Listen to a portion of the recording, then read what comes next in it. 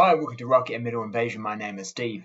Today I'm doing lesser known female fronted hard rock and metal from the 80s, part 5. So I've been meaning to do this for quite some time. I've got up to part 4 and still got some more female fronted records in my collection to show. So let's get on with it. Right, first up, this is a band called Sacred Child. Now, this is a 1987 release, one and done, so they only did this one album. And the vocalist is Astrid Young, who's actually Neil Young's sister. And not a bad album. Pretty standard sort of 80s sort of hard rock, I suppose. Would have been perhaps called metal at that particular time. Initially, this band actually had David Rees on vocals. And David Rees, of course, from Bangalore Choir, and also he was a member of Accept.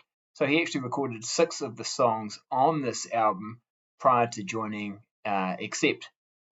So he did 6 songs. Those 6 songs, when Astrid joined the band, she re-recorded those songs that David had sung on.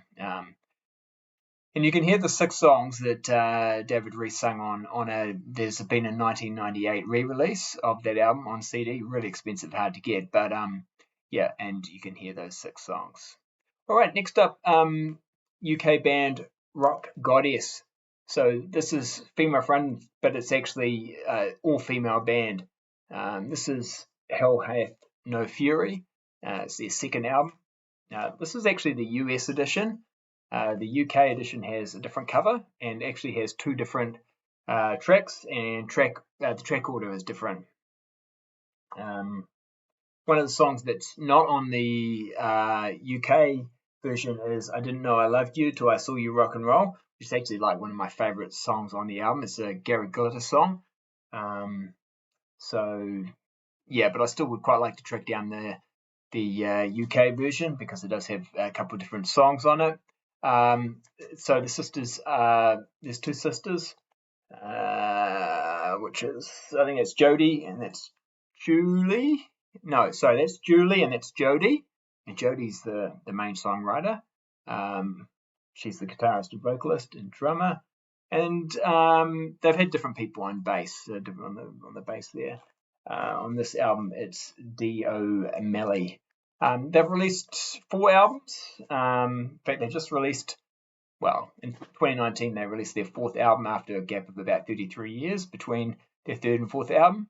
But they have recently announced their retirement. So 4th album came out in 2019, but they have recently announced their retirement.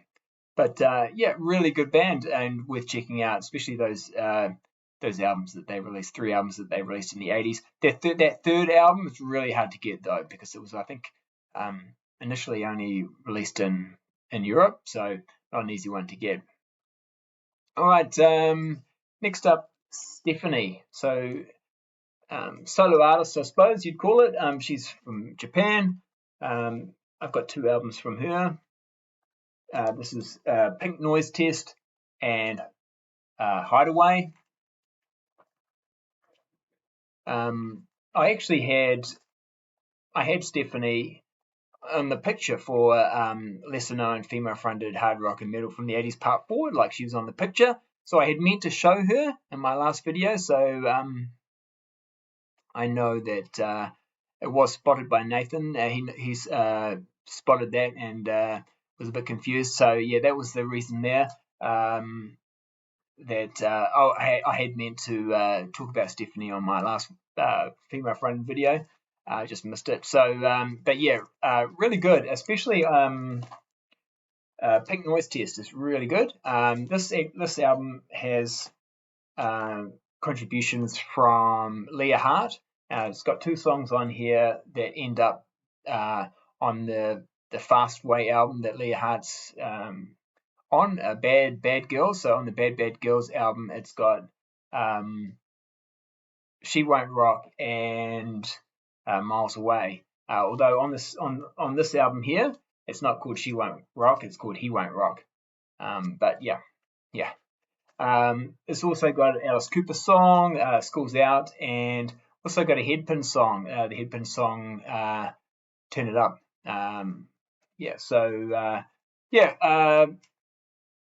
This is, like I say, would be my favorite Stephanie album. Also, some songwriting from Jeff Northrup and Janet Gardner, who ends up later on joining Vixen, because I think this album came out in 86 or 87, so before she had even become a member of Vixen, or at least had a release with Vixen. All right, next one. Now this one's an interesting one because this is a band called Shanghai, and this came out in 1982. Lots of big names, contributing to this album. Basically, this band formed from the ashes of the band Spider. Spider also had Holly Knight as a member of the band, but Holly has left the band at this point. But they do have Beau Hill on keyboards. So Beau Hill, of course, would end up becoming a very well-known producer. Doing production especially for bands like Rat and Winger. Also Anton Fig is on the drums. Production, Bruce Fairburn. And Bob Rock is the recording engineer. So lots of big names here. Good album, not great. Always a Rebel's a good song. And it's like I say, it's kind of like the third Spider album, because lead guitar player Keith Linton, he was also in Spider as well. So was Anton Fig and Amanda Blue. So it's carrying on a little bit from that sound. One and done though album. All right, next up, the Pandoras. Now this is it's kind of a mini album because it's only got 6 tracks. They actually remind me a little bit of L7, like more hard rock, 80s kind of version of L7. Here's the band at the back here. Sadly, the vocalist Paula Pierce, she died in 1991 of a brain aneurysm. She was only 31. That's very sad. But this is the only album from them that I have, and it's probably less punk and more like pure hard rock than some of their previous albums. So in that way, I actually quite like it more than some of their previous albums for that reason. Really good, but only 6 tracks, unfortunately. Next one, I don't think I've showed this one before. This is No Shame and Good Girls Don't Last.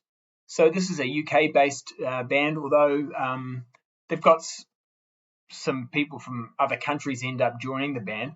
I've got the hype sticker here. I guess originally this hype sticker was on the front, not on the back, but someone stuck it onto the back here. It's quite. I might just read it out. If the truth be told, these lovely ladies know that Good Girls Don't Last, the debut album from No Shame. This devastating all-girl 4-piece is truly an international affair, hailing from London, Munich, and Oregon. The Good Girls Gone Bad have no reason to be shy with their big ballsy debut release, Good Girls Don't Last. Produced by Rick Browdy, so this is the guy who's done Poison, Joan Jett. This album features plenty of metal/hard rock and several more melodic sounding tracks, and just listing some of the tracks. With the strength of their powerful live show and arresting good looks, No Shame will be turning some heads with their debut release, Good Girls Don't Last. No Shame deliver rock and roll with a message. Good girls go to heaven, bad girls go backstage.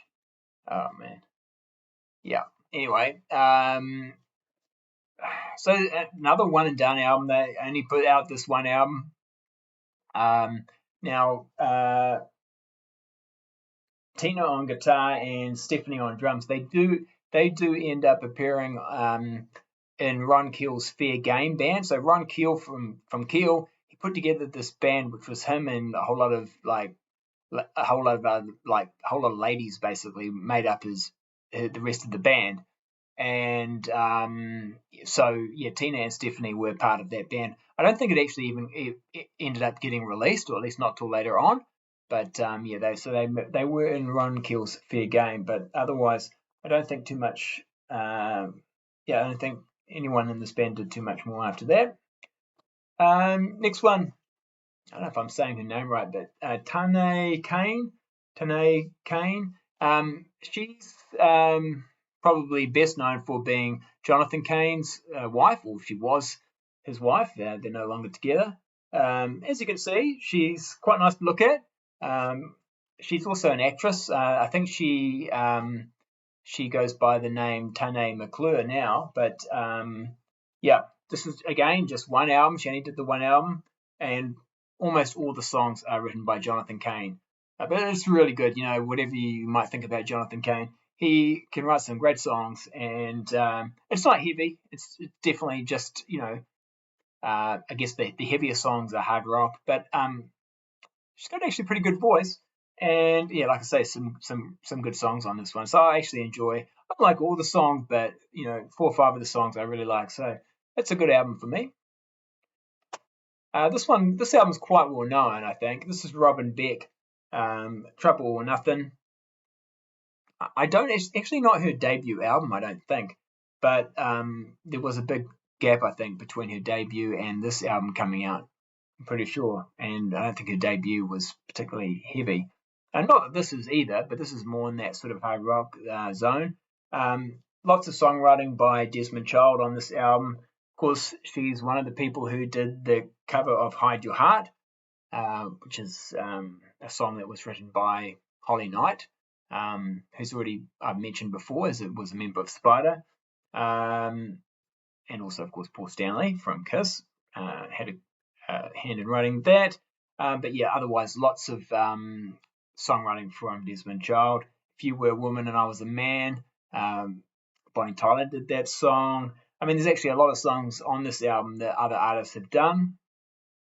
My favourite song is Sleeping with the Enemy. It's probably the heaviest song on the album. That's a real good song, so check that one out. And of course, it's got the First Time song, which was like a song written for a Coca-Cola advertisement. But yeah, I enjoy the album. But it is very, very commercial, melodic hard rock. Right, last one. I think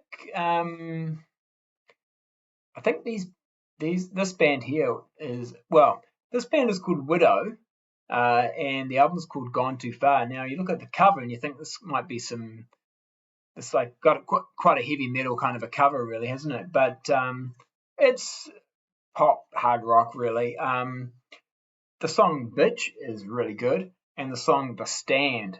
So those 2 songs I highly recommend.